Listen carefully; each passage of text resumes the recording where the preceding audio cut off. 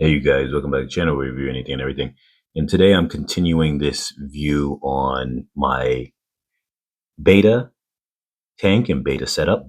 So I recently just did a video where I was showing how these two betas, my new betas, that one in the back that's white is called a White Opal male, and the one in the front is the Koi female beta. And I did a video where I showed you that at first they were kind of picking at each other a little bit. I don't know of how much of that content I got. Then I got a video showing that they were in the mating process. And now he has the male has, that's his little bubble clutch, his bubble nest that he makes. And when they were doing the mating process, the female would go and they would do their process right underneath the bubble nest that he created. And after that, he guards the bubble nest.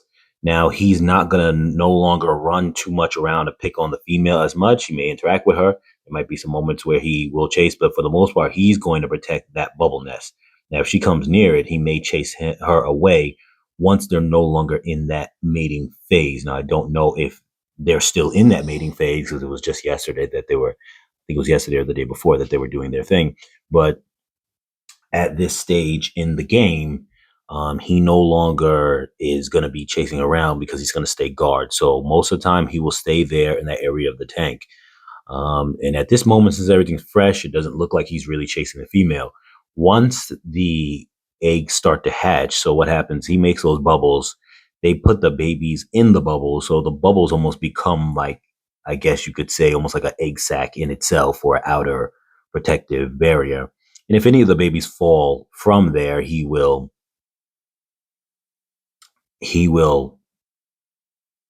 pick them up when they fall and bring them back into the bubble nest. Now, essentially, um, essentially, once that phase comes, he will definitely start pushing her away. From what I've seen with my last setup in my primary tank, when the same thing happened, when the male had his bubble nest and it was already set up with the babies in it, he would push the female away aggressively because the females will be known to potentially eat the babies and the males become the caretakers up until the point where the babies are born.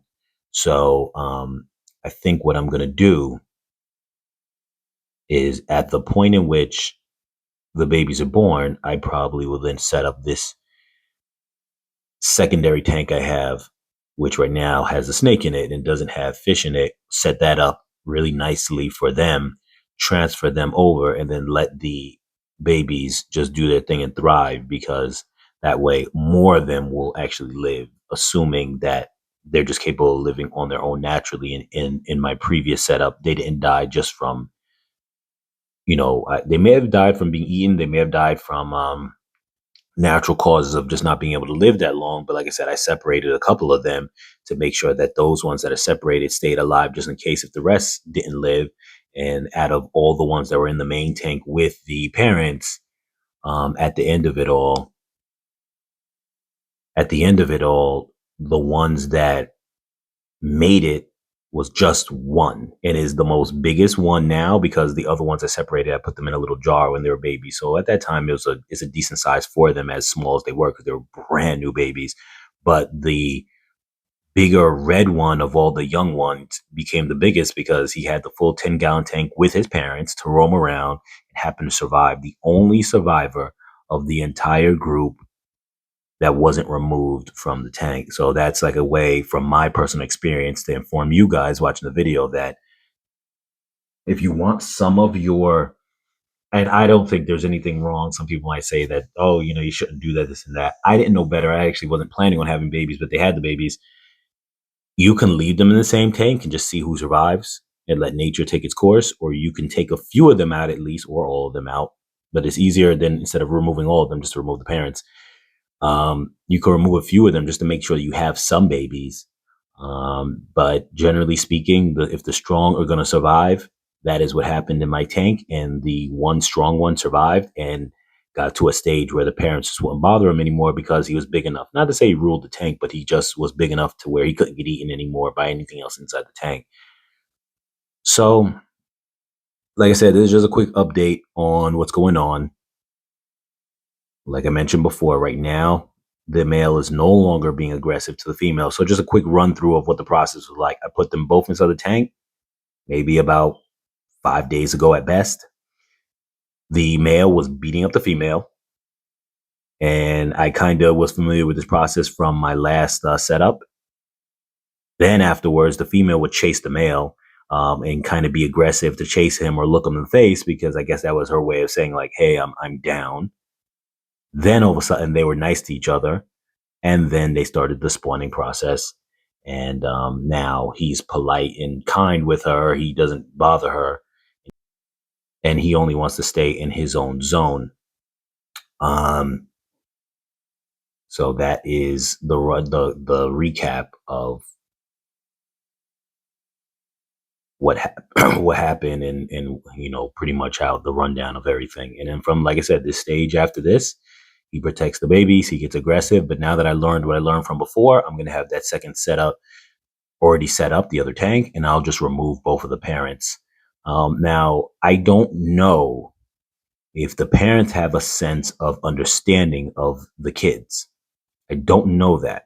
But as I mentioned in a previous video, I took my old babies, beta babies, and recently put them back in the tank with the parents, even though they're juveniles now, because I